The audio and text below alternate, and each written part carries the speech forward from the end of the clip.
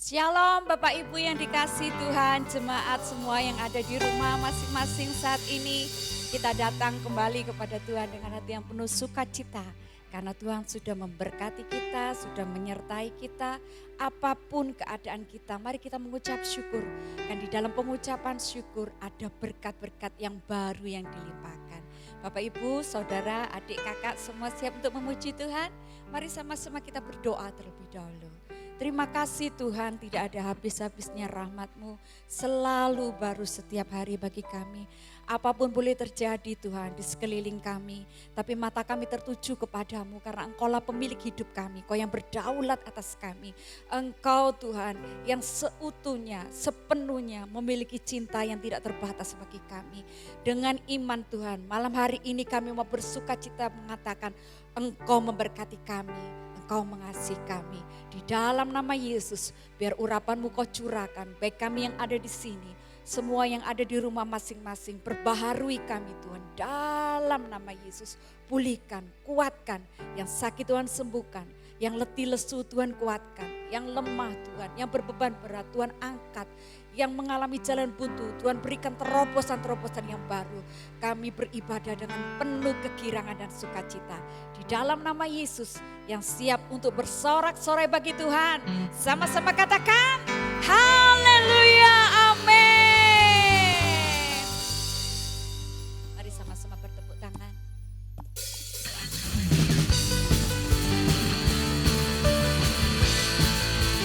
Ya. Yang pernah diberkati, yang percaya diberkati, mari sama-sama kita nyanyikan. Kasih setiamu nyata bagiku, hikmat kebajikan tersedia bagiku. Sebab Allah sanggup limpahkan segalanya, dan anugerahnya sangat besar bagiku.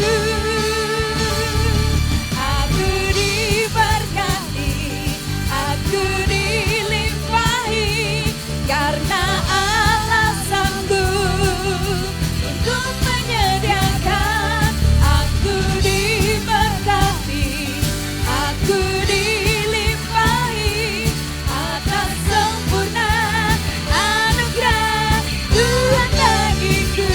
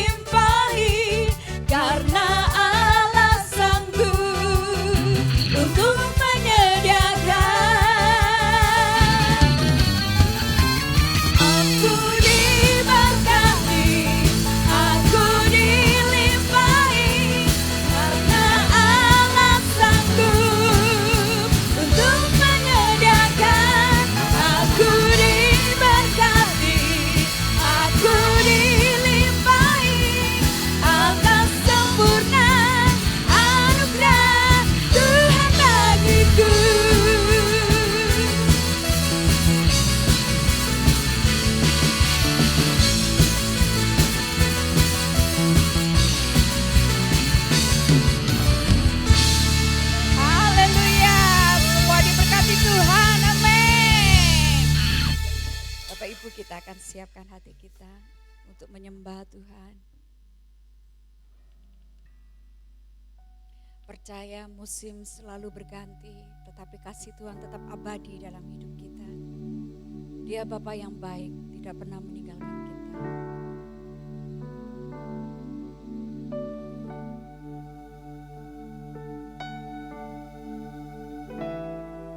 Ingatlah semua kebaikannya, ingatlah semua penyertaannya. Selalu tersedia jawaban untuk setiap pergumulan kita, Bapak Ibu.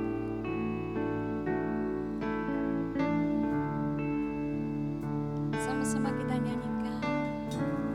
Musim akan selalu berganti, kasih Tuhan tetap abadi,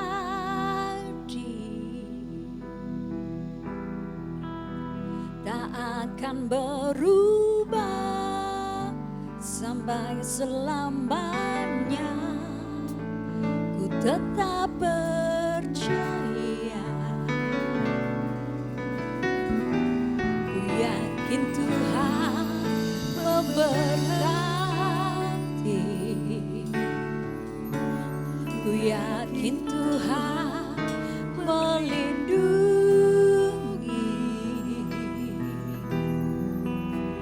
Burung di udara Tuhan pelihara, karena kasih-Nya. Tuhan selalu menolongku, selalu menjagaku, sehelai di rambutku tak akan terjatuh tanpa seizin-Mu.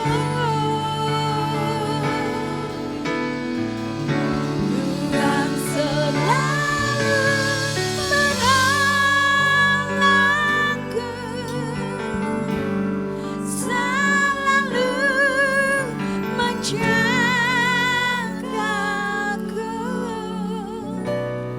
Dia mengenyangkanku dan peliharaku seumur hidupku.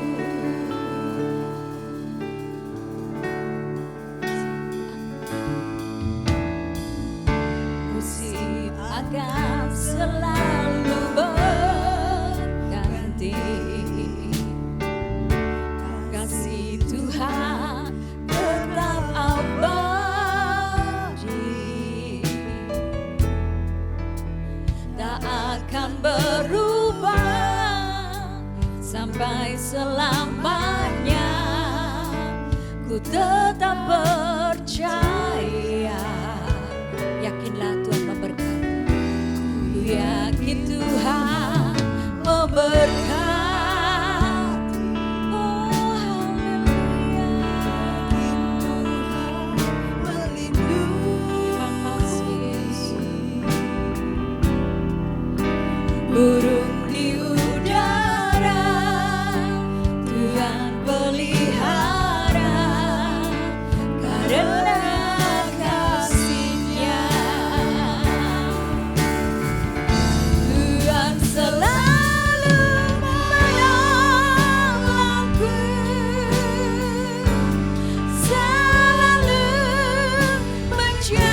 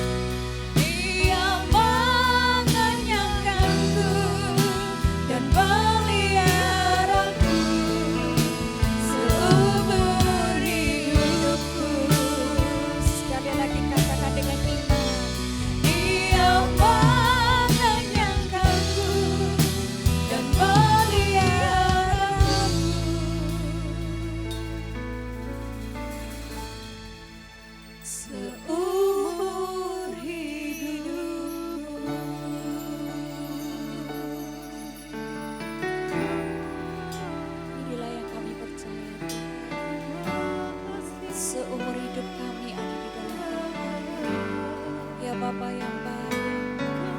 Kau pelihara kami. Oh, Jesus. Haleluya. Haleluya.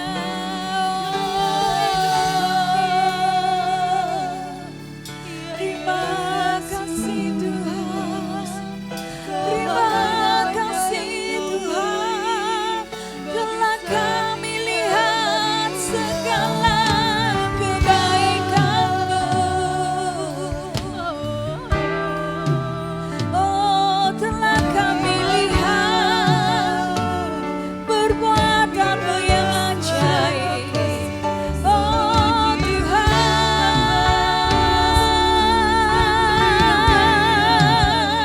Kau Alfa dan Omega, yang awal dan yang akhir, Allah yang tak berubah. Selamanya Kau menjaga, Kau menyertai anak-anak-Mu. Kau dekat kami Tuhan, Kau hitung rambut di atas kepala kami. Setiap nafas kami berasal dari-Mu yang menghembuskan kehidupan. Oh haleluya.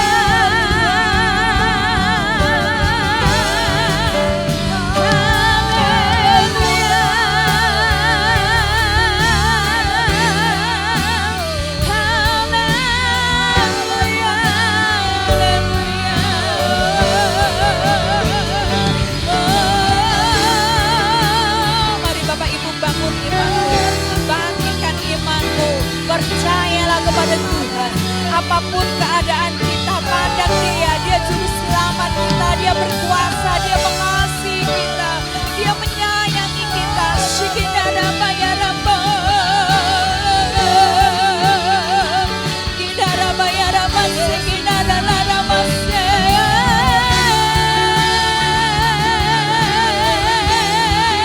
Bapa, Bapa, Bapa yang baik, Kau Bapa kami panggil Kau apa ya Bapa, kami panggil Kau Bapa.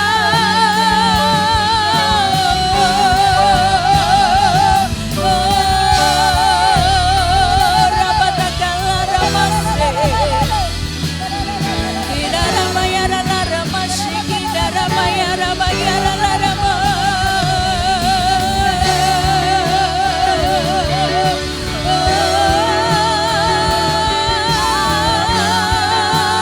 Jesus, haleluya. Kidara bayara watara laramashi, Kidara bayara bayara bayara bayara. Manakah kami mencari jawaban atas segala pergumulan hidup kami Tuhan? Kami melayangkan mata kami ke gunung. Dari manakah datangnya pertolongan kami? Pertolongan kami datangnya dari Tuhan yang menjadikan langit dan bumi. Menjaga Israel yang tidak pernah terlelap. Kau tak pernah terlelap untuk menjaga kami Tuhan. Matahari tidak akan menyakiti kami pada waktu siang. Apapun bulan pada waktu malam. Terima kasih Yesus. Terima kasih Tuhan.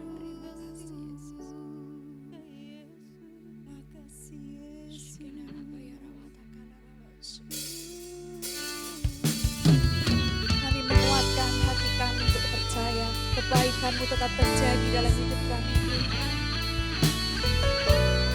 Roh Kudus berkaryalah, kuatkan yang lemah. Roh Kudus berkaryalah, hidupkan yang susah. Roh Kudus berkaryalah, berikan jawaban bagi yang membutuhkan.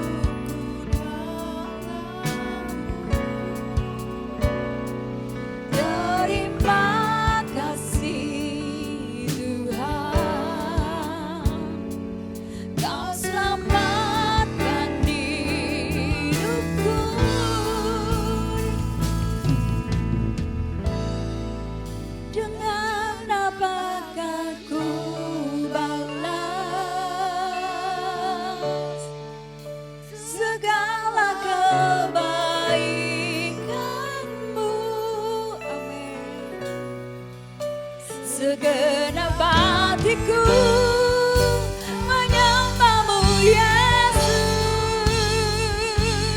Ku bersyukur padamu selamanya. Terima kasih kami memiliki Bapa yang setia, Bapa yang mulia bagi kami Tuhan.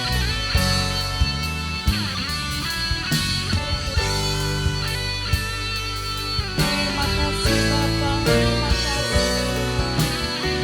Terima kasih untuk kasih sayang-Mu bagi kami.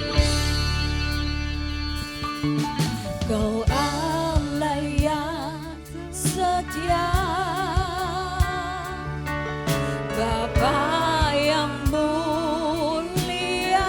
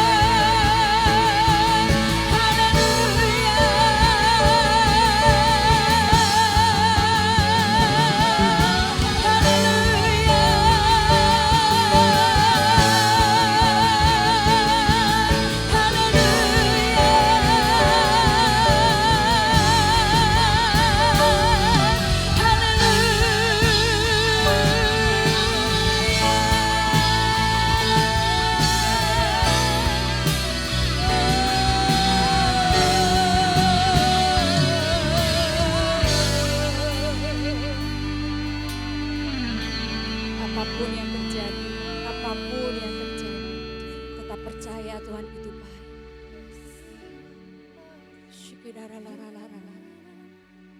Terkadang apa yang Dia rencanakan bagi kita tidak seperti yang kita harapkan, tapi Dia tahu yang terbaik. Percayalah, rancangannya mengenai kita adalah rancangan damai sejahtera untuk hari depan yang penuh pengharapan. Kadang kita tidak bisa menyelami, kita tidak bisa memahami, tapi percayalah, Dia ada di saat-saat seperti itu. Saat kita tidak mengerti, saat kita tidak memahami jalan-jalannya, tetap percaya. Karena Dia ada di samping kita, Dia tidak meninggalkan kita. Musim demi musim berlalu, Dia bersama dengan kita. Terima kasih Tuhan.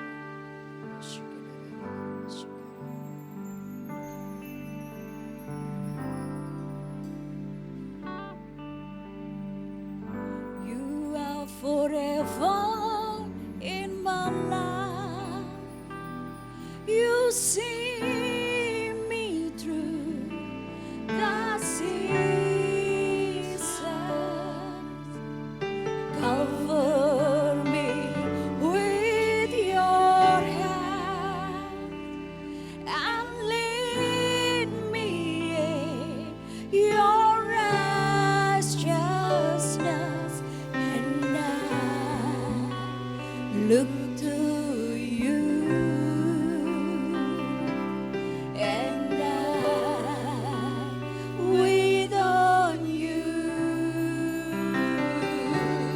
I sing to you, Lord, a hymn of love for your faithfulness to me. I'm carried in everlasting arms. You never let me go. Do it all. Percayalah, Dia menyertai kita di saat-saat seperti itu. You are forever in my life. You see me through the seasons. Cover me with your hand and lead me in your righteousness, and I look to you, and I wait on you. I'll sing to you, Lord, a hymn of love for your faithfulness to me. I'm carried in everlasting arms. You never let me go. Through it all, I'll sing to you, Lord, a hymn of love for your faithfulness to me. I'm carried in everlasting arms. You never let me go. You never let me go. You never let me go. Katakan sekali lagi.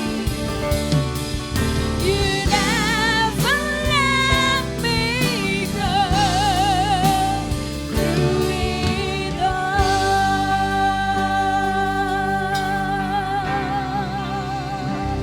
Inilah Tuhan yang menjadi percaya kami. Meskipun kami harus melewati musim demi musim yang terkadang tidak pasti, yang terkadang tidak sesuai dengan yang kami harapkan atau inginkan, tapi kami tahu Kau ada di situ. Kau melihat kami dan tangan-Mu Tuhan melindungi kami. Kau sembunyikan kami di bawah kepak-Mu. Terima kasih Tuhan, terima kasih. Biar firman yang ditaburkan malam hari ini membangkitkan iman kami, menyingkapkan kebenaran, kebenaran yang memerdekakan kami. Terima kasih Tuhan, Immanuel, Kau sudah bersama kami sampai saat ini. Dan kami percaya untuk selanjutnya dan masa-masa yang akan datang, Kau tetap bersama dengan kami. Yang percaya, siap mendengar firman Tuhan, sama-sama kita katakan, amin.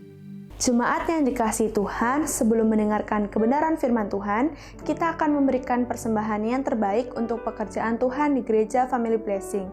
Jemaat bisa transfer ke rekening gereja yang ada di layar atau bisa scan QR Code dengan aplikasi e-money yang ada di layar. Tetapi sebelumnya, mari kita bersatu di dalam doa. Bapa di dalam surga, sungguh kami mengucap syukur atas berkat-berkat yang telah Engkau limpahkan dalam hidup kami. Sekarang dengan hati yang penuh ucapan syukur dan penuh sukacita, kami akan memberikan persembahan yang terbaik untuk pekerjaan-Mu di tempat ini. Terpujilah Engkau, dalam nama Tuhan Yesus Kristus kami telah berdoa. Haleluya, amin. Selamat memberi.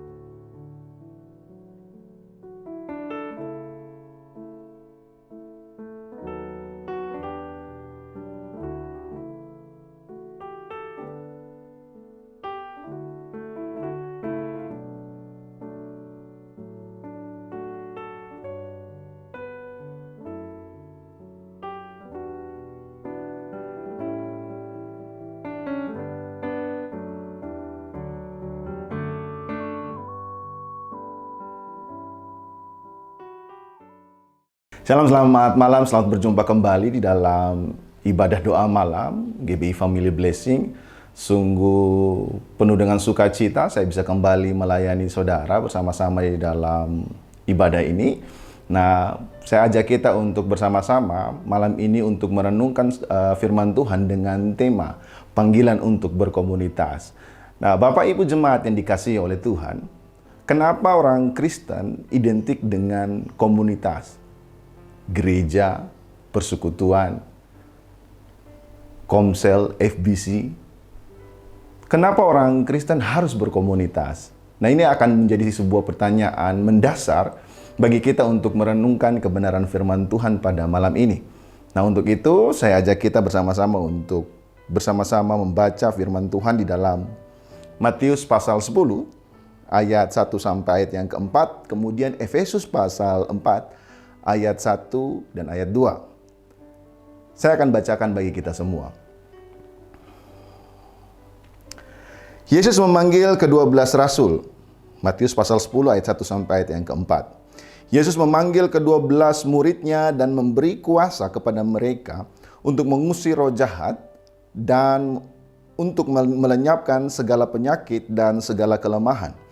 Inilah nama ke-12 rasul itu. Pertama, Simon yang disebut Petrus dan Andreas saudaranya, dan Yakobus anak Zebdeus dan Yohanes saudaranya, Filipus dan Bartolomeus, Thomas dan Matius pemungut cukai, Yakobus anak Alfeus dan Tadeus, Simon orang Selot, dan Yudas Iskariot yang mengkhianati dia. Efesus pasal 4 ayat 1 dan 2. Sebab itu aku menasihatkan kamu, aku orang yang dipenjarakan karena Tuhan, supaya hidupmu sebagai orang-orang yang telah dipanggil berpadanan dengan panggilan itu, hendaklah kamu selalu rendah hati, lemah lembut, dan sabar. Tunjukkanlah kasihmu dalam hal saling membantu. Nah, Bapak Ibu jemaat yang dikasihi Tuhan, saya teringat sebuah ilustrasi yang disampaikan oleh Tuhan Yesus terkait dengan tanah yang baik. Kita sama-sama mengerti. Ilustrasi tersebut bercerita tentang tanah yang benih yang ditaburkan pada tanah yang di pinggir jalan. kemudian benih yang ditaburkan di tanah yang berbatu-batu, kemudian benih yang ditaburkan di dalam tanah yang penuh dengan semak duri, dan benih yang ditaburkan di dalam tanah yang baik. Yang dikatakan bahwa tanah yang di pinggir jalan, apabila benih ditaburkan, dia akan segera melupakannya, kemudian datang si jahat untuk mencuri kebenaran tersebut. Tanah yang berbatu-batu, dia bertumbuh, berakar, tapi akarnya tidak dalam, tidak kuat, sehingga datang penindasan dan penderitaan karena firman itu. Maka benih yang ditaburkan di dalam tanah yang berbatu-batu ini, maka ia akan segera murtad. Orangnya itu akan segera murtad. Kemudian tanah yang digambarkan sebagai tanah yang penuh dengan semak duri, apabila benih itu tumbuh di dalam tanah yang penuh dengan semak duri, maka datang kekhawatiran terkait dengan kekayaan dalam kehidupannya, maka dia tidak akan menghasilkan buah di dalam kehidupannya. Tetapi tanah yang baik akan menghasilkan buah yang baik juga, akan bertumbuh, berakar, dan berbuah. Tapi ada satu kebenaran yang dapat kita mengerti bersama-sama adalah ketika kita membangun sebuah perkebunan, membuka lahan, tidak ada sebuah tanah yang benar-benar baik di dalam ketika kita mengolah sebuah tanaman mungkin, mengolah sebuah taman mungkin, mengolah sebuah perkebunan mungkin, tidak ada benar-benar tanah yang baik. Kalaupun tanah itu memiliki kandungan nutrisi yang cukup untuk tanaman atau benih yang akan ditaburkan, maka pasti tentu tanah itu pun penuh dengan semak duri. Ada juga mungkin tanah itu penuh dengan batu. Nah, bagaimana cara untuk bisa mendapatkan tanah yang baik? Kalau kita belajar dalam ilmu pertanian, maka kita menemukan. Maka petani akan mengolah. Kalau seandainya tanah itu keras, maka akan dihancurkan, dileburkan dengan menggunakan mesin misalkan. Kalau tanah itu penuh dengan batu-batu, maka tanah itu harus diangkat, dibersihkan batu-batunya. Kalau tanah itu penuh dengan semak duri, maka semak duri itu harus dibersihkan. Tujuannya apa? Tujuannya adalah tanah itu menjadi baik. Tempat benih ini tumbuh, tempat benih ini ditanamkan akan menjadi baik. Sehingga ketika benih itu ditaburkan, benih itu tumbuh dan berakar dan menghasilkan buah, hasilnya akan maksimal. Nah saudara, begitu juga dengan kehidupan orang percaya. Setiap kita adalah orang-orang yang diselamatkan oleh kasih karunia dari dosa. Dan kita tahu bahwa ketika kita menjadi manusia yang berdosa, kehidupan kita penuh dengan kecenderungan untuk berbuat dosa dalam segala hal. Oleh karena itu, ketika kita berjumpa dengan Kristus di dalam kehidupan kita, diselamatkan, maka terjadi pemulihan yang terus-menerus dikerjakan oleh Roh Kudus dalam kehidupan kita. Supaya apa? Supaya tubuh kita, hati kita, memiliki hati yang murni, hati yang benar. Di dalam Efesus pasal 4 tadi, di ayat yang ke-13, Alkitab mengatakan bahwa kita ini sebenarnya dituntut untuk menjadi dewasa. Dan dituntut untuk memiliki kesatuan iman, pengetahuan yang benar tentang anak Allah, kedewasaan penuh, dan tingkat pertumbuhan yang sesuai dengan kepenuhan Kristus dalam hidup kita. Nah, tingkat kepenuhan Kristus itu bisa ada dalam kehidupan kita, dan kita bisa sampai pada titik itu, maka kita harus memiliki kedewasaan. Nah, untuk menjadi dewasa hidup kita, hati kita ini digambarkan seperti tanah yang seperti apa? Bagaimana tanah ini bisa menjadi baik? Harus ada yang mengolahnya. Siapa yang mengolahnya? Mari sama-sama kita belajar. Jemaat yang dikasihi oleh Tuhan, komunitas Kristen dikenal dengan istilah tubuh Kristus. Di dalam 1 Korintus pasal 12 ayat 27 berkata begini. Kamu semua adalah tubuh Kristus dan kamu masing-masing adalah anggotanya. Komunitas orang percaya memiliki peran yang penting di dalam kekristenan. Kenapa? Karena kita semua memiliki bagian di dalam sebuah anggota tubuh Kristus ini. Dan di mana Kristus adalah kepala. Artinya, tidak ada orang percaya yang berjumpa dengan Kristus kemudian dia tidak memiliki bagian di dalam sebuah komunitas. Kita semua dipanggil Tuhan di dalam Efesus pasal 2 ayat 10 untuk melakukan pekerjaan baik yang telah Tuhan siapkan bagi kita sebelumnya. Dan Dia mau untuk kita hidup di dalamnya. Artinya ketika kita diselamatkan, ada sesuatu pekerjaan baik yang telah Tuhan siapkan bagi kita. Nah, untuk sampai kepada tahapan menjadi dewasa dan kepenuhan oleh Kristus dan bisa hidup di dalam panggilan kita, dalam pekerjaan baik kita, maka hati kita harus diolah untuk menjadi dewasa. Hati kita harus diolah untuk menjadi tanah yang baik. Sehingga ketika benih itu ditaburkan, firman itu tumbuh, menuntun kita kepada panggilan baik. Kita bisa menghasilkan buah di dalam setiap perkara dan pekerjaan baik yang kita miliki dalam kehidupan kita sebagai orang percaya yang telah diselamatkan. Untuk itu kita harus tahu bahwa kita adalah bagian di mana Tuhan mau pakai. Dan untuk menjadi tanah yang baik harus diolah. Dan untuk mengolahnya kita harus bergabung di dalam sebuah komunitas. Sebab Alkitab berkata, ladang sudah menguning, tetapi sedikit pekerja. Nah, pekerja-pekerja inilah yang akan mengolah lahan. Pekerja-pekerja inilah akan yang mengolah ladangnya Tuhan ini. Siapakah mereka? Mereka adalah hamba-hamba Tuhan yang telah Tuhan siapkan di dalam bidang komunitas kita masing-masing. Di dalam gereja kita punya gembala sidang, di dalam gereja kita punya pemimpin-pemimpin rohani, di dalam gereja kita punya koordinator-koordinator rohani yang bertugas, bertujuan untuk memberi makan kepada tubuh kita, kepada rohani kita, sehingga kita boleh mengalami pertumbuhan. Nah, di dalam komunitas juga kita dapat menemukan sebuah tempat di mana kita bisa saling care, kita saling peduli, kita saling menegur, kita saling menasehati, sehingga akhirnya kita boleh mengalami pertumbuhan demi pertumbuhan sampai pada titiknya di mana kita menjadi dewasa di dalam kerohanian kita dan kita bisa menjadi tanah yang baik. Oleh karena itu, Bapak Ibu jemaat yang dikasihi oleh Tuhan, komunitas orang percaya memiliki peran yang penting di dalam kekristenan. Dengan bergabung dalam komunitas itu, kita memiliki hubungan yang lebih istimewa daripada orang-orang yang di luar sana.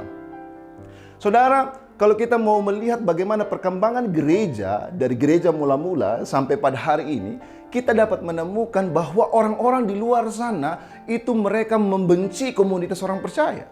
Pada zaman dulu, zaman sekarang kita bersyukur Tuhan bekerja dengan luar biasa. Kita dipayungi hukum di dalam negara kita sehingga kita bisa bebas mengekspresikan iman kita di dalam perlindungan hukum. Tapi di zaman dulu ketika mereka mau melakukan pertemuan ibadah, ketika mereka mau mengekspresikan iman mereka, mereka harus sembunyi-sembunyi. Tidak ada yang bisa dengan leluasa seperti kita zaman ini. Nah, perhatikan baik-baik. Bagaimana mereka bisa bertumbuh dan berkembang menjadi gereja dan menjadi menjadi salah satu role model di dalam dunia ini adalah melalui komunitas. Mereka berkumpul di rumah kecil-kecilan. Mereka berkumpul dalam komunitas yang mungkin lebih besar yang terus berkembang. Mereka memecah kembali, kemudian bertumbuh kembali. Dan semuanya melakukan part mereka masing-masing. Melakukan bagiannya mereka masing-masing. Sampai pada akhirnya Injil diberitakan sampai kepada muka bumi. Bagaimana dengan kita? Orang-orang yang hidup di zaman ini. Untuk itu kita memiliki tantangan yang begitu luar biasa. Kita menghadapi pandemi COVID-19.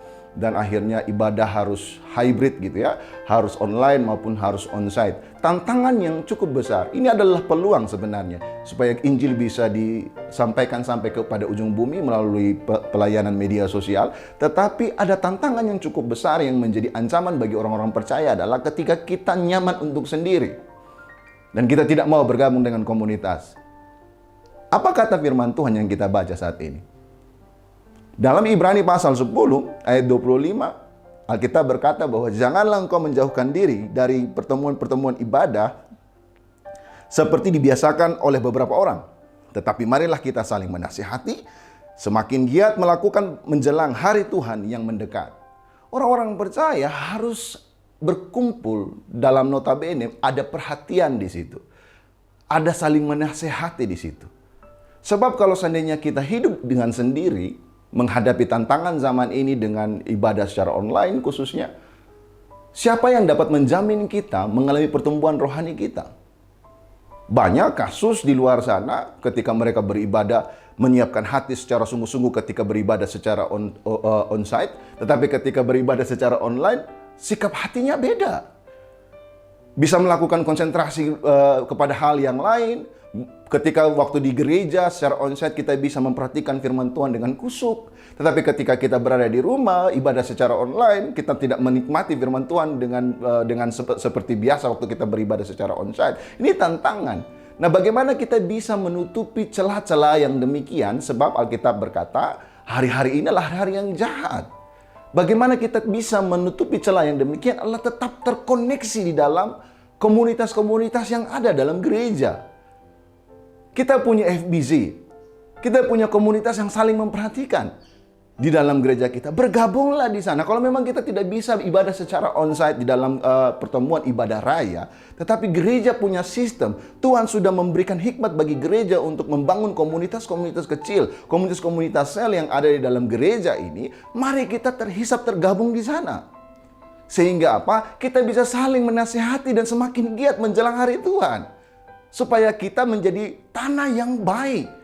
Sehingga kita bisa menjadi tanah yang memiliki nutrisi yang baik. Sehingga ketika benih itu ditaburkan, panggilan Allah dinyatakan dalam hidup kita, kita siap dan kita bisa menghasilkan buah di dalam kehidupan kita sebagai orang percaya.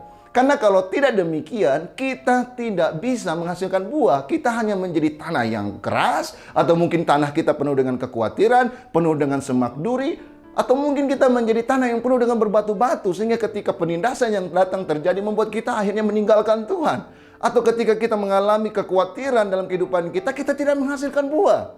Karena apa? Karena kita tidak mau hati kita, tanah kita diolah oleh para hamba Tuhan, pekerja-pekerja Tuhan yang telah Tuhan siapkan di dalam komunitas-komunitas kita. Nah, perhatikan baik-baik ini Bapak Ibu jemaat yang dikasihi Tuhan. Sebenarnya panggilan berkomunitas ini bukan hanya berlaku ketika setelah zaman gereja berkembang. Kita dapat belajar bahwa komunitas Kristen ini dipanggil sejak ketika Kristus datang ke dalam dunia. Kita bisa belajar dari firman Tuhan yang kita baca ini ya, bahwa ketika Tuhan datang ke dalam dunia, Dia memanggil murid-muridnya.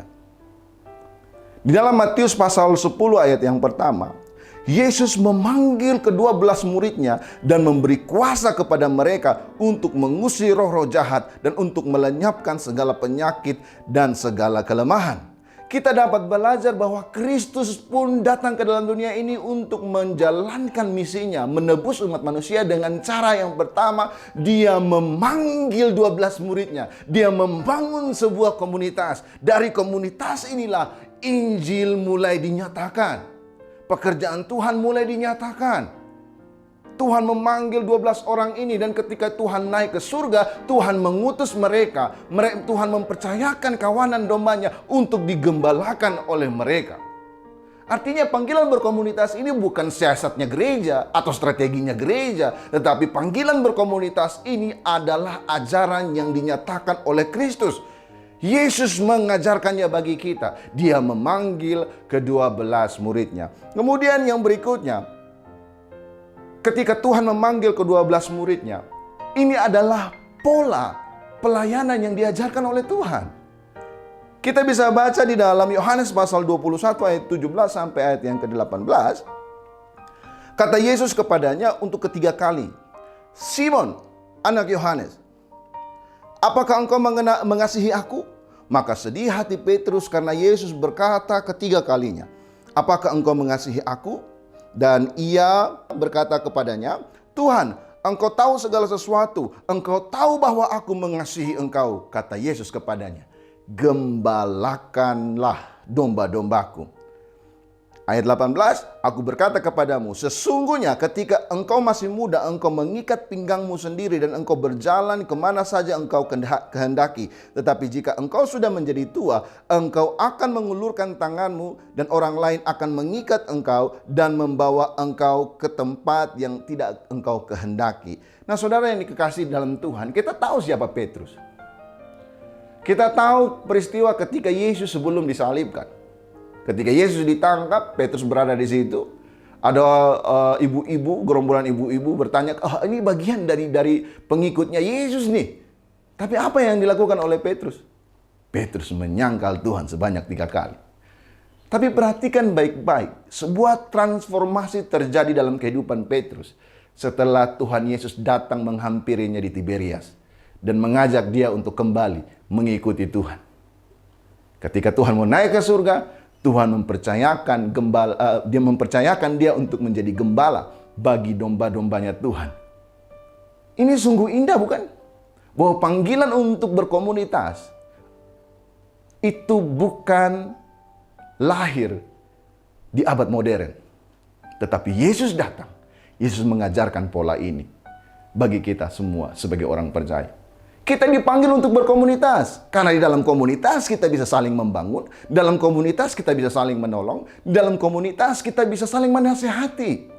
Sehingga kita bisa menjadi tanah yang baik dan siap dipakai oleh Tuhan untuk kemuliaan Tuhan dalam kehidupan kita sebagai orang percaya. Kemudian yang ketiga adalah panggilan berkomunitas ini merupakan bagian penting di dalam kekristenan. Sebab apa? Sebab Yesus memberikan perhatian terhadap komunitasnya. Kalau kita baca dalam Yohanes pasal 17 ayat 25 sampai 26, mungkin Bapak Ibu di rumah bisa baca dari ayat pertama ya sampai ayat yang ke-26. Kita akan menemukan ini adalah pokok doanya Tuhan Yesus kepada murid-muridnya. Di ayat 25-26 berkata begini, "Ya Bapa yang adil, memang dunia tidak mengenal Engkau, tetapi Aku mengenal Engkau, dan mereka ini tahu bahwa Engkaulah yang telah mengutus Aku, dan Aku telah memberitahukan namamu kepada mereka, dan Aku akan memberitahukannya supaya kasih yang Engkau berikan kepadaku ada di dalam mereka, dan Aku di dalam mereka." Mereka ini siapa? Murid-muridnya Tuhan. Tapi perhatikan baik-baik Bapak Ibu yang dikasih oleh Tuhan. Di ayat 20 berkata, mereka ini bukan hanya kepada murid-murid loh. Saya bacakan bagi kita.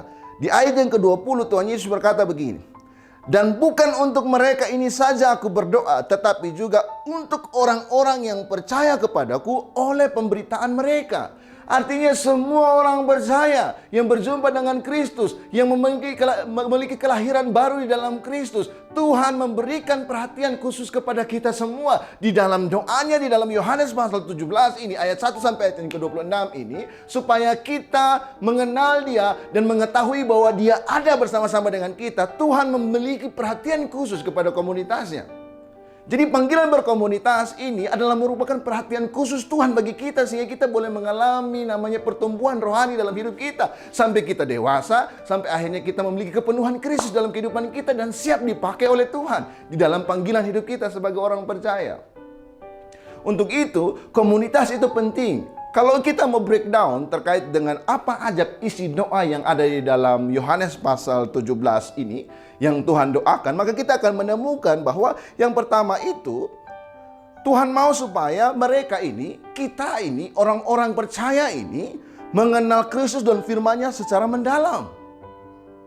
Kemudian yang kedua, Tuhan mau supaya Allah melindungi mereka dari dunia agar mereka tidak tersesat oleh tipu daya iblis dan ajaran palsu. Jadi Tuhan memberikan perhatian khusus kepada kita supaya kita tidak tersesat, supaya kita tidak termakan tipu daya iblis. Kemudian yang ketiga, supaya mereka senantiasa memiliki sukacita penuh di dalam Kristus. Mengapa demikian? Karena tantangan dalam dunia itu begitu hebat.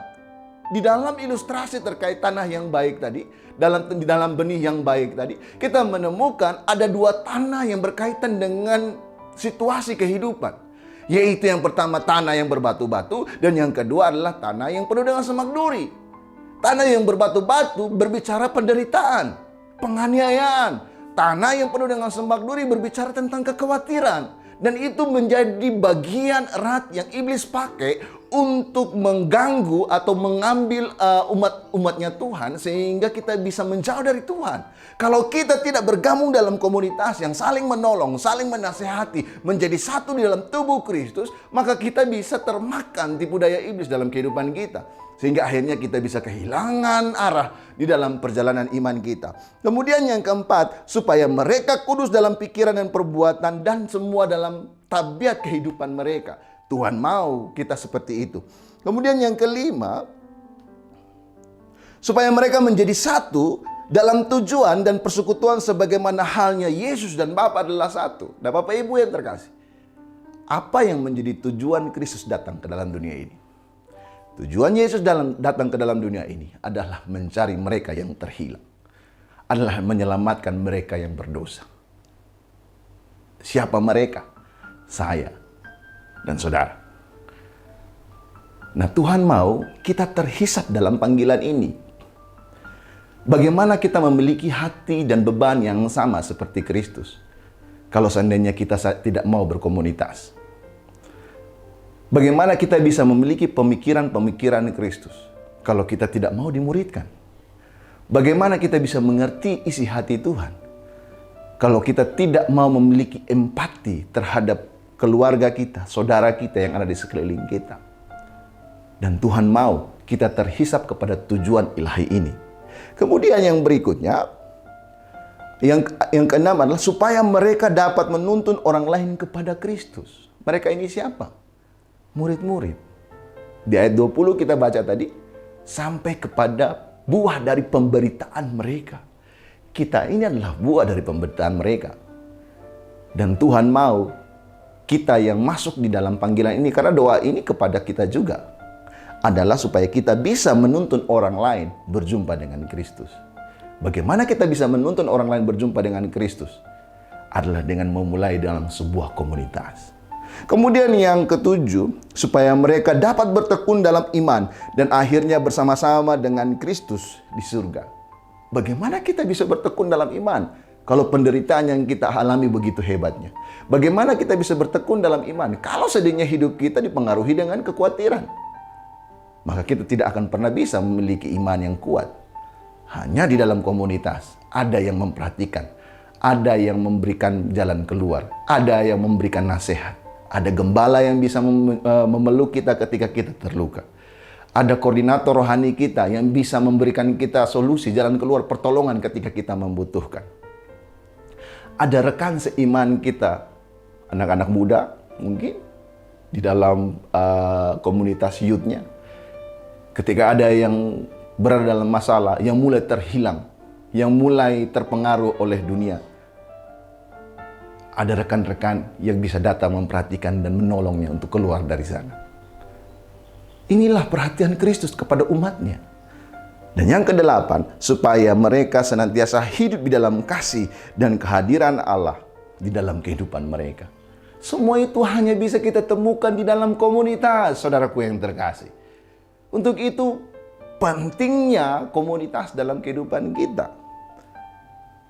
Karena kita dapat mengerti seperti apa yang dikatakan oleh Alkitab yang dituliskan oleh Rasul Paulus dalam Efesus pasal 4 tadi. Sebab itu, aku menasihatkan kamu. Aku orang yang dipenjarakan karena Tuhan, supaya hidupmu sebagai orang-orang yang telah dipanggil berpadanan dengan panggilan itu. Hendaklah kamu selalu rendah hati, lemah lembut, dan sabar. Tunjukkanlah kasihmu dalam hal saling membantu. Bagaimana kita bisa mengaplikasikan ayat 2 ini, Bapak Ibu Jemaat yang dikasihi oleh Tuhan? Bagaimana kita bisa selalu rendah hati? Bagaimana kita bisa menjadi orang yang lemah lembut dan sabar? Bagaimana kita dapat menunjukkan kasih kita dalam hal saling membantu kalau kita tidak hidup dalam sebuah komunitas? Kita bisa menjalankan semuanya ini kalau kita berada dalam komunitas. Untuk itu, mari kita sama-sama mengerti betapa pentingnya komunitas. Selain komunitas ini, panggilan berkomunitas ini datang dari Tuhan sendiri, maka kita dapat menemukan manfaatnya di dalam Efesus pasal 4 ini. Manfaatnya yang pertama itu adalah komunitas sebagai ladang kita untuk bertumbuh. Tempat di mana tanah hati kita ini diolah. Komunitas, persekutuan, persahabatan, penghiburan, bantuan, motivasi, kehidupan sebagai orang percaya, saling support satu dengan yang lain, saling share satu dengan yang lain, saling mengasihi satu dengan yang lain. Semuanya itu hanya bisa kita menemukannya di dalam komunitas. Untuk itu, mari kita bergabung dalam komunitas. Karena komunitas adalah tempat ladang untuk kita bertumbuh. Kemudian komunitas adalah tempat di mana kita memiliki tempat perlindungan. Siapa yang bisa memberikan sebuah perlindungan yang hebat bagi kita ketika kita berada dalam kesulitan yang begitu luar biasa di luar sana? Adalah orang-orang yang terdekat dengan kita, selain keluarga tentunya. Dan bagaimana kita bisa memiliki orang-orang yang terdekat dengan kita? Adalah dengan berkomunitas. Perhatikan baik-baik, semua kita ini adalah alatnya Tuhan. Kita diselamatkan untuk tujuan yang mulia. Kita dipanggil Tuhan untuk tujuan yang mulia. Untuk itu, kita harus diolah menjadi tanah yang baik. Dan untuk menjadi tanah yang baik, kita harus hidup di dalam berkomunitas. Karena di dalam komunitas, kita bisa bertumbuh dan kita bisa memiliki tempat di mana kita diolah menjadi ladang yang indah untuk benih firman itu ditumbuhkan. Sekali lagi, kenapa panggilan berkomunitas itu penting dalam hidup kita? Karena yang pertama, Tuhan Yesus yang ajarkan melalui memanggil murid-muridnya. Kemudian yang kedua, itu adalah pola pelayanannya Tuhan yang Tuhan ajarkan kepada kita ketika Tuhan mempercayakan domba-dombanya, jemaatnya kepada Petrus. Dan yang ketiga, Tuhan Yesus memberikan perhatian terhadap komunitasnya. Oleh sebab itu, di dalam komunitas kita dapatkan manfaat. Yang pertama, ladang tempat kita bertumbuh. Dan yang kedua, tempat di mana kita bisa saling memperhatikan. Ada tempat perlindungan bagi orang percaya. Untuk itu Bapak Ibu yang terkasih, jemaat yang terkasih, tantangan zaman yang harus kita hadapi melalui ibadah secara hybrid, online dan onsite. Tapi jangan patahkan semangat untuk membangun komunitas-komunitas kecil. Kita bersyukur gereja memfasilitasi kita dengan kelompok-kelompok kecil yang ada. Mari, kobarkan semangat, bergabunglah di dalam FBC yang ada di tempat kita masing-masing. Sehingga kita bisa menjadi tanah yang baik karena diolah, dibentuk. Sehingga kita bisa menjadi alatnya Tuhan untuk kemuliaannya Tuhan. Mari sama-sama kita tutup dalam doa. Bapa, kami bersyukur Tuhan untuk kasih karunia Tuhan yang telah kami terima dalam kehidupan kami. Terima kasih untuk firman Tuhan pada hari ini. Kami belajar bersama-sama terkait dengan panggilan untuk berkomunitas. Bapa, kami menghadapi situasi-situasi yang seolah-olah dalam sudut pandang manusia adalah hal yang cukup sulit. Kami harus beribadah secara terpisah melalui media sosial. Tapi kami percaya ikatan kasih persaudaraan itu tidak akan pernah pudar. Mari Bapa, ketika kami yang mulai terhilang, Roh Kudus jamah. Ingatkan kembali kami melalui kebenaran firman Tuhan ini. Sehingga kami membangun semangat untuk kembali berkomunitas. Karena kami tahu, kami dipanggil Tuhan untuk pekerjaan baik. Untuk menjadi dewasa dan kepenuhan Kristus. Untuk menjadi tanah yang baik.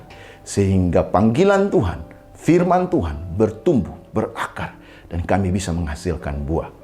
Dan kami percaya semuanya itu hanya bisa terjadi ketika kami bergabung dalam komunitas-komunitas yang indah yang telah Tuhan siapkan dalam kehidupan kami. Terima kasih Bapa, di dalam nama Tuhan Yesus. Haleluya. Amin. Baik, langsung saja kita akan berdoa syafaat. Tuhan, kami percaya bahwa bangsa kami Indonesia, bangsa yang Engkau kasih. Kami percaya Tuhan memiliki rencana besar untuk Indonesia dan genapkan rencana-Mu yang besar untuk bangsa kami. Tuhan, ampunilah dosa bangsa kami. Selamatkanlah Indonesia. Lawatan-Mu terjadi untuk Indonesia. Curahkan hujan kuasa-Mu, hujan pertobatan, hujan keselamatan boleh melanda Indonesia. Desa-desa, kota-kota, bahkan sampai di pedalaman pun boleh mengalami lawatan Tuhan. Indonesia diberkati dengan keamanan, dengan kedamaian, dan kesejahteraan. Indonesia diberkati untuk menjadi berkat bagi bangsa-bangsa.